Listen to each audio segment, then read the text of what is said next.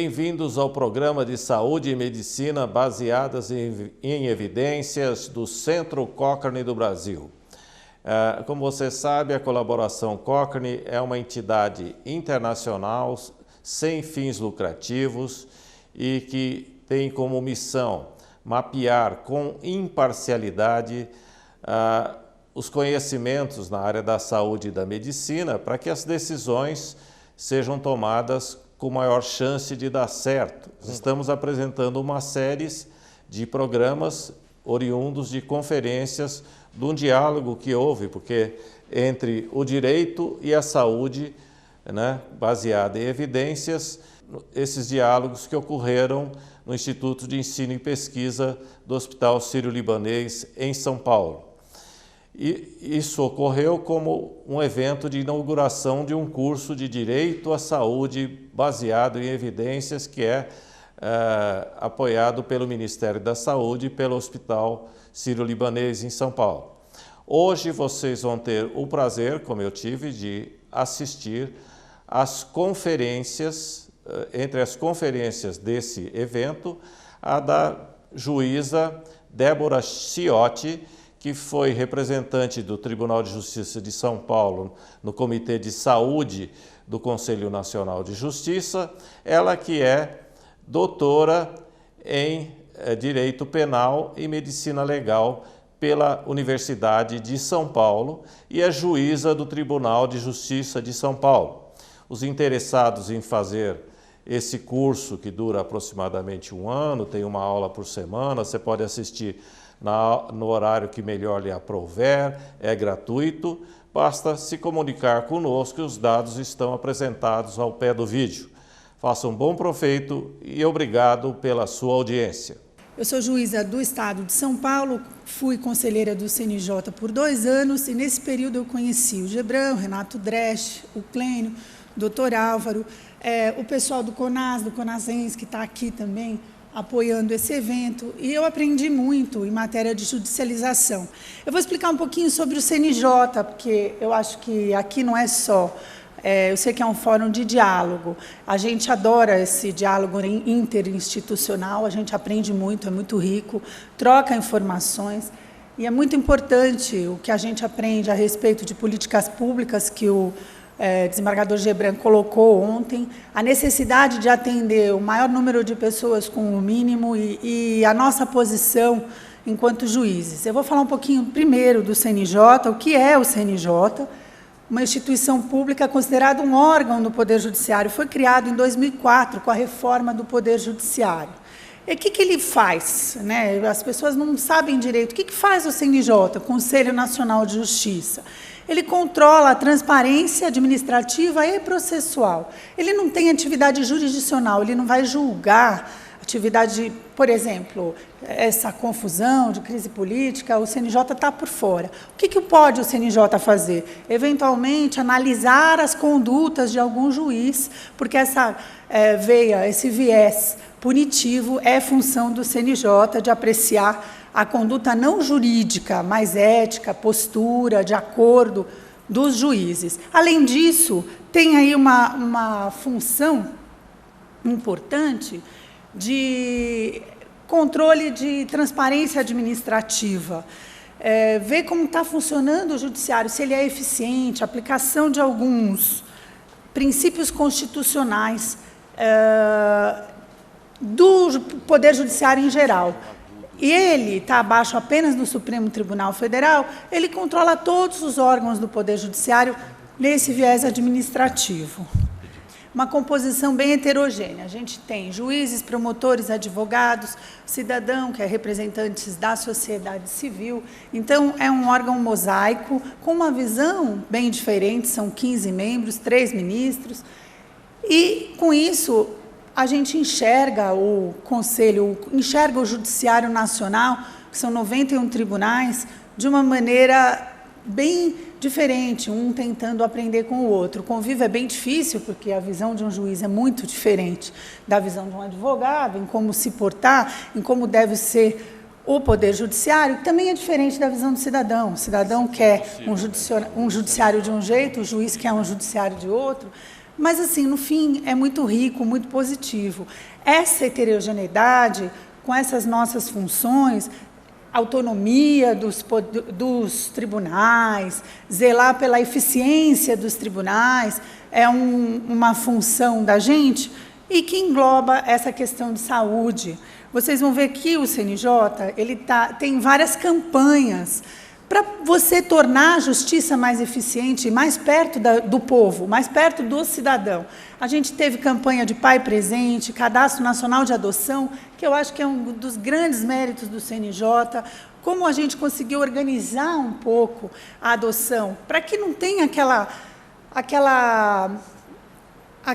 pecha de que é ilegal, que você está mandando criança para fora, porque você está tirando a criança. Então, tem um cadastro, até campanha de trânsito. E o Fórum da Saúde entrou nesse contexto, quando começou o CNJ a perceber a judicialização da saúde como problema, porque no começo, a gente vai ver que no começo não era considerado tanto problema, porque a gente não detectava tanto problema. Era no início o cidadão buscando um direito que ele não conseguia que o gestor fizesse e cumprisse. Depois a gente começou a detectar alguns problemas do uso indevido do judiciário, muitas vezes, ou de algumas posturas por desconhecimento da medicina pelo judiciário. E aí ele começou a ser considerado uma coisa que precisava de atenção. Nós realizamos 2 jornadas de direito da saúde, o Clênio participou da primeira, e a gente aprovou alguns enunciados num diálogo realmente interinstitucional, e sobre isso que a gente veio falar, o Clênio vai falar exatamente sobre os enunciados. Eu vou explicar como que nós chegamos aos enunciados e qual a real utilidade. O Gebran já colocou ontem, para que ele serve, né? O que ele pode fazer com a gente, ou como nós podemos usar utilmente os enunciados. Bom, a judicialização no nosso contexto democrático de hoje, o perfil da judicialização, o impacto da judicialização no Ministério da Saúde, o que levou o CNJ a prestar atenção nesse assunto. A saúde suplementar, que é outro ponto importantíssimo, e algumas alternativas, como pediu o doutor Álvaro para a gente, separa o que você acha importante de problema e aponta um pouco de solução. E a gente está tentando aqui alternativas à judicialização da saúde. O histórico, quando começaram as judicializações, foi na década de 90, com os remédios do HIV mesmo, os kits do HIV, que o governo não passava para toda a população. Então, começou a judicialização muito positivamente, logo após a Constituição de 88, com aquele artigo 196, a saúde é direito de todos e dever do Estado, num sentido muito amplo. O perigo começou a continuar no sentido muito amplo. Em muitas ações, o judiciário substitui o gestor erroneamente, em outras, ele realmente dá o direito que o gestor deveria ter dado e não deu. Então, a gente começa a ver os 2 lados. É um mundo em que o cobertor é curto e todo mundo tem razão. Saúde, todo mundo tem direito. Aonde a gente vai? Cobertor é curto, não temos recurso. O que nós vamos fazer? E como que o judiciário pode ajudar? A gente vê que esse fenômeno de judicialização é uma reivindicação, em princípio, legítima de todo o cidadão brasileiro e das instituições. Mas ele envolve aspectos importantes de política ética, social, sanitária, como a gente vê, prevenção. A gente não vê judicialização para prevenção. E, às vezes, me parece mais importante. A gente vê hoje as pessoas muito mais longevas e a gente não vê prevenção do idoso. A gente vê um gasto absurdo dos idosos, um gasto de saúde pública e até suplementar, home care. E se você não tem prevenção cardiológica e várias outras, obesidade, campanhas. E para isso, você não vê judicialização. Você vê quando a água já bateu no umbigo, o negócio já até passou. Agora, o que acontece, uma peculiaridade das demandas, sempre é essa tensão entre o mínimo existencial e a reserva do possível. O juiz, quando recebe um pedido, ele quer resolver o problema micro, aquele problema que foi colocado na frente dele. Se essa pessoa vai morrer com essa informação, eu defiro um tratamento, e ele não consegue pensar macro. Por que o CNJ veio atuar? Para mostrar para os juízes a necessidade de pensar macro. Como diz, eu acho que realmente é direito de todos e dever do Estado. Uma doença não é Uma doença, por exemplo, dessas consideradas catastróficas, que custa para um paciente um valor absurdo, o sujeito tem direito em detrimento à vacinação de todos os outros, por exemplo. Esses são os questionamentos, e a busca é sempre minimizar os efeitos dessa atenção e viabilizar ao máximo de atendimento à dignidade das pessoas. As demandas abrangem, como já disseram outros aqui, o acesso a medicamentos, acho que é sempre maior quantidade de demanda, vaga em UTI, em internação, e as ações hoje contra seguros e planos privados em grande quantidade. Nós temos 53 milhões, mais ou menos, de brasileiros que possuem plano de saúde. É considerado saúde suplementar, então, quando não é usuário do SUS, ele teria que complementar. E o que está acontecendo também na saúde suplementar é a busca. A pessoa quer ao hospital, o Sírio, eu também quero. Agora, você está pagando o plano de saúde que te dá o direito ao Sírio? Não. Então, você busca no judiciário e quer ser atendido aqui? Você tem esse direito? Muitas vezes não. E a gente tem, do outro lado, o plano de saúde que não cumpre aquilo que foi combinado. E aí você precisa do judiciário. O Supremo Tribunal Federal já colocou, porque quem começou com a necessidade do olhar do judiciário para essa questão da saúde foi o ministro Gilmar Mendes. Em 2010, ele já começou a verificar que o problema da judicialização se dá, muitas vezes, pelo não cumprimento de políticas públicas de saúde já estabelecidas na parte dos administradores públicos. Então, começou com esse viés positivo e depois nós temos muito problema e somos muito acusados de ativismo, de substituir o gestor e de atrapalhar a política pública. E por que a gente realmente atrapalha? Vocês vão ver os gastos com judicialização e quais são os problemas, na minha opinião.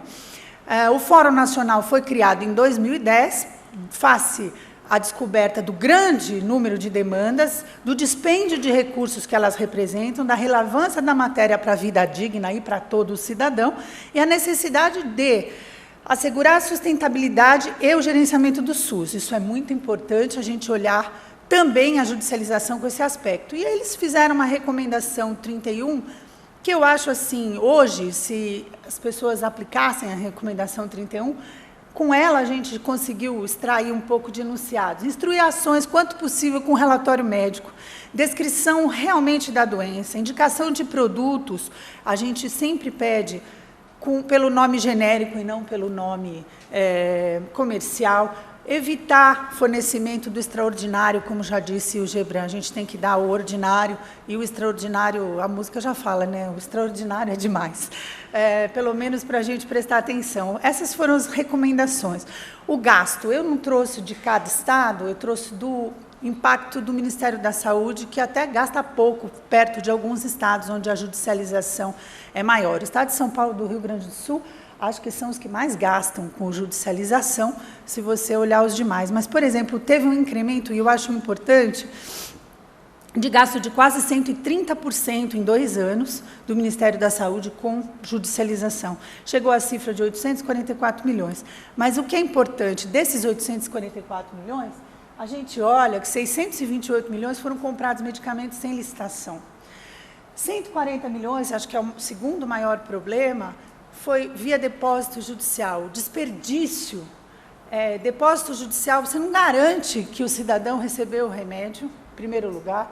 Você não tem os descontos que o Estado teria caso comprasse via licitação, com os descontos, se o Estado comprasse direto e não via depósito judicial. Não tem controle se a pessoa está usando corretamente ou não está usando corretamente esse remédio. Então, esses são pontos de problemas que nós precisamos atacar. E com o que a gente ataca? Olha, só com fóruns de discussão como essa. Quanto mais juízes prestarem atenção, porque é o seguinte, ele resolve o problema. O gestor não dá o remédio, não compra. Se ele bloqueia o dinheiro e manda entregar o dinheiro para o cidadão, o problema dele, o juiz, está resolvido. Só que não está resolvido. 25% de desconto se você pedir para o Estado comprar ou para a União comprar o remédio. E como se pode fazer compra de remédio sem licitação? Por causa da urgência da medida judicial. eu não consigo pensar que isso pode ser favorável para a população. Eu acho que a gente tem que repensar, e aí que a gente coloca, usar o judiciário, por exemplo, para fazer alguma incorporação de algum medicamento comprovado com medicina baseada em evidência, que ele realmente funciona. Então, esse tipo de medida é uma medida super eficiente, que se incorporem, então, aqueles medicamentos em que a gente vê que são, que eles têm a viabilidade de cura, que o uso é legítimo. Eu falei 130%, passou de 367 milhões de 2012 para 844 em 2014. Depósito em conta judicial, me preocupa muito, cresceu mais de 200%, foi de 43 milhões para 140 milhões. E eu acho que é uma prática que pode gerar desperdício e até problema de efetividade, porque ninguém garante que a pessoa, por exemplo, se ela está no leito de morte para receber um medicamento X, se a família é pobre, porque já foi buscar o dinheiro, vai realmente usar para o tratamento ou vai ficar com esse dinheiro, porque ela não tem, assim, muitos juízes mandam fazer o depósito e não tem nenhum controle, se comprou o medicamento, se a pessoa usou, se ela entrou na lista, se ela foi controlada, que médico que atendeu. Então, eu acho o seguinte, se existir a modalidade de depósito judicial, então vamos pedir juízes. Esse é um recado para nós, vamos pedir o controle, se esse medicamento foi comprado, se foi usado pelo tempo que ele precisaria ser usado ou não. Aqui o gasto é incrível, a curva crescente de gasto do Ministério da Saúde, e esse impacto, olha, 600 itens sob justificativa de demanda judicial, gastou quase mais de 1 bilhão em 2 anos, de compra de medicamentos sem licitação. Então, temos que fazer um levantamento. Que medicamentos foram esses? Eram medicamentos incorporados? A gente está falando num universo nacional. Esses dados foram levantados pela pesquisa realizada no CNJ no ano passado, com dados colhidos de 2014. Eu continuo com o gasto, que é um dos problemas importantes aí, dispensa de licitação, 1 bilhão, 53 medicamentos desses já incorporados pela Conitec. Então, a gente realmente não sabe o que pensar. A Universidade de Harvard, ela fala o seguinte, quando que a judicialização é positiva? Quando ela serve para melhorar, a forma geral, as condições precárias que os menos favorecidos são tratados. E não é isso que a gente está vendo. Indispensáveis realmente para a população mais carente. Isso foi uma publicação de 2010 que eu achei bastante importante, porque a gente quer o viés positivo, a gente quer um judiciário mais eficiente. A gente, juiz, quer realmente prestar para a população uma atividade em que ela resolva os problemas e não agrave os seus problemas.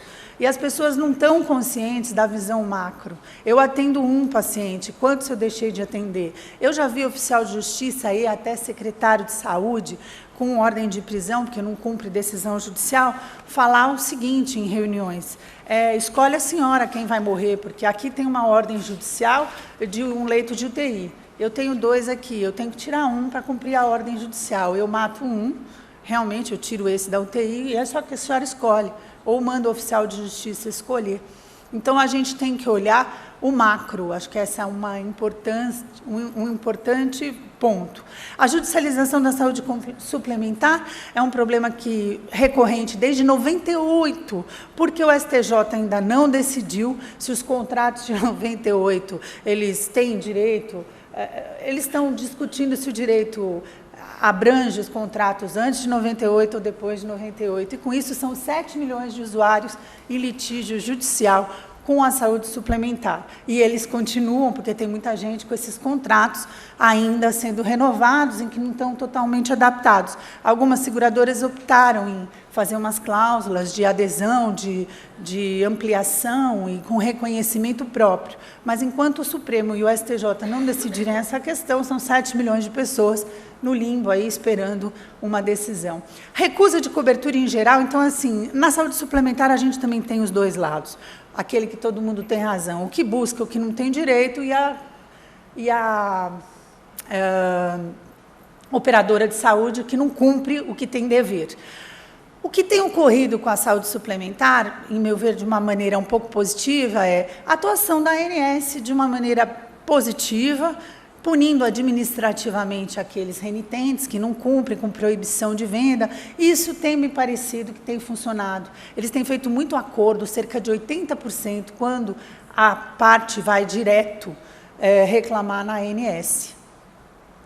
Outra coisa que dá muito processo judicial, judicialização, indenização por dano moral, também por conta do Superior Tribunal de Justiça ter um entendimento um pouco díspare com relação... Eles têm dado o dano moral por negativa de cobertura à saúde, mas de uma maneira muito diversa. Às vezes, o valor muito pequeno, que não compensa para a operadora de plano de saúde. Divergência do STF e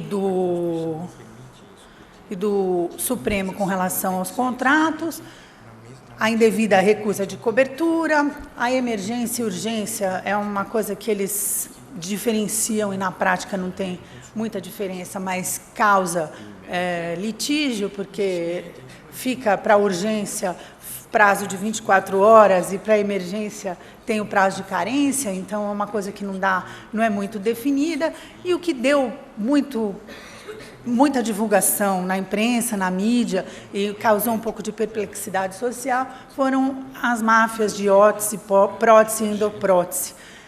Coisa que os juízes hoje já estão prestando um pouco mais de atenção nessa questão dos planos de saúde, em razão da divulgação, e muitas vezes os pacientes mais prejudicados do que curados com cirurgias nem sempre necessárias. Então, assim, quais as nossas soluções para esse tipo de coisa? Alertar, a finalidade da atuação do CNJ era aprofundar os debates, ouvir todos os envolvidos. Nós convidamos todo mundo, por sugestão do Clênio, de quem já estava lá no Fórum da Saúde. Então, nós chamamos o SUS, as operadoras de plano de saúde, os juízes das duas esferas, estadual e federal.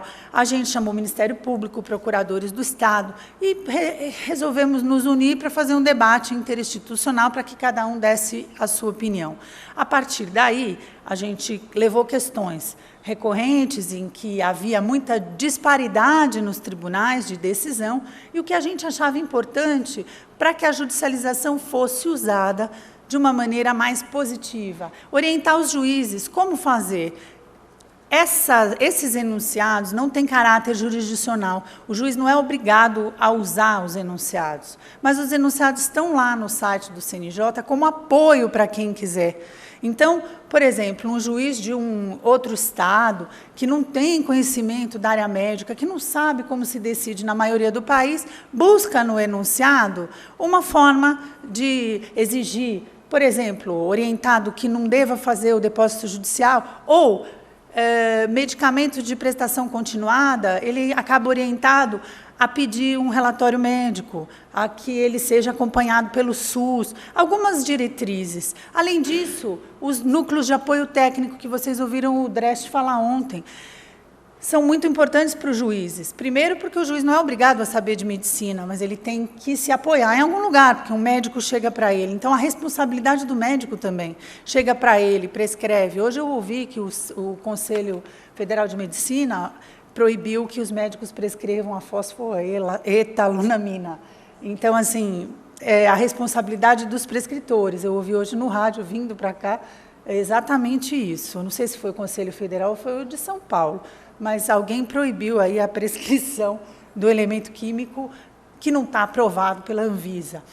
Então, a organização dessa jornada, ela se pautou por um debate livre, as pessoas podiam votar, a gente tinha maquininhas de votação, o debate foi bem ampliado, cada um coordenou um tema, eu coordenei biodireito, essas questões novas de transexualismo, reprodução assistida, o Clênio coordenou saúde suplementar, e um outro conselheiro acabou coordenando, foi o Gebran, coordenou saúde pública, exato.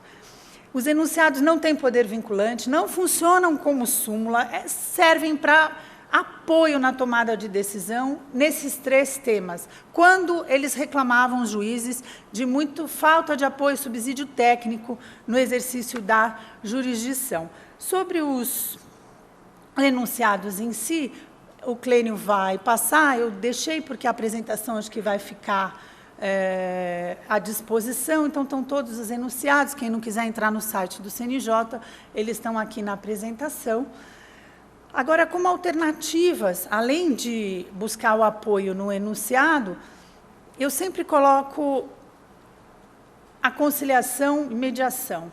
O fortalecimento dos NATs, Núcleo de Apoio Técnico, a maneira como funciona em Minas Gerais, uma pena que a gente ainda não conseguiu fazer isso no Estado de São Paulo. No Estado de São Paulo, a gente fez no próprio Fórum da Fazenda, um juizado em que a gente tenta administrativamente resolver as questões. A gente conseguiu reduzir em 80% a judicialização da saúde pública, com o fornecimento direto pelo secretário de saúde de alguns medicamentos. Então, acaba sendo judicializado aquilo que realmente é polêmico, aquilo que realmente é extraordinário para a gente analisar o juiz se deve ou não fornecer. O ordinário está sendo fornecido e está funcionando super bem o juizado, que é baseado em conciliação. A pessoa chega com uma receita com o nome comercial, acaba levando o remédio genérico, chega com uma prescrição e o secretário acaba explicando e ele acaba concordando e o médico também concorda, enfim, diminuiu aí em 80%, só que só funciona na capital, nos nossos fóruns do interior não funciona esse juizado, era uma coisa experimental, um trabalho experimental que deu certo, mas que a gente ainda não conseguiu expandir. Os nossos NATs, nós fizemos 2 acordos, o doutor Álvaro nos ajudou em São Paulo, com a Unifesp, e estamos tentando com o Hospital das Clínicas, para que a gente tenha essas notas técnicas à disposição, como o Tribunal de Minas Gerais já tem e já está na nossa frente. Mas a gente ainda não conseguiu implementar, tem uma cultura aqui um pouco mais difícil, acho talvez porque o tribunal é muito grande, muita gente, são mais de 2.000 juízes, são 70.000 servidores, talvez para implementar as coisas em São Paulo, de fato, demore um pouco mais. A resolução 125 de 2010 fala em mediação e hoje entra em vigor o novo Código de Processo Civil, que torna obrigatória a conciliação, mas assim, conciliação não é o juiz impor, olha, se você não fizer isso ou não aceitar, eu vou decidir assim. Conciliação é quando as duas partes realmente chegam num acordo e saem felizes, porque senão não adianta nada. A gente tem que ver quanto cada um está disposto a ceder. E, em matéria de saúde, as pessoas estão pouco dispostas a ceder. Mas eu acredito muito em educação continuada, em realização de cursos, olha, esse gratuito. É muito importante que nós, do Judiciário, continuemos sempre estudando, porque a sociedade muda muito, os conceitos mudam muito. Hoje entra em vigor uma norma processual que veio... A gente sabe que pode ter defeito ou não, mas para que ela veio? Para a eficiência do judiciário, para que você consiga atender. Não adianta nada, nós temos mais de 100 milhões de processos. A gente sabe que tem 200 milhões de pessoas no Brasil e que não estão todos litigando. A gente sabe que tem os maiores litigantes e os menores litigantes. Como funciona a mediação? Como funciona a mediação... em matéria de saúde, a gente montou um núcleo na suplementar para que as partes conversassem, e eu soube o seguinte, ela começou o ano passado e não deu acordo em nenhuma das demandas. Mas, assim, a gente está tentando, porque é uma cultura nova. A gente tem sempre aí um facilitador que não pode, em matéria de saúde, ele não pode tomar partido, ele não pode saber, ou tudo que ele conversar nessa mediação, por conta da resolução do CNJ, não é levado para o processo. Então, essa mediação não prejudica o julgamento do processo, não leva o problema para lá. Eu acho que eu tenho que encerrar, porque a gente tem pouco tempo. Vou deixar o Clênio com vocês vão saber mais sobre os enunciados do CNJ e como a gente tem trabalhado para melhorar a eficiência do Poder Judiciário.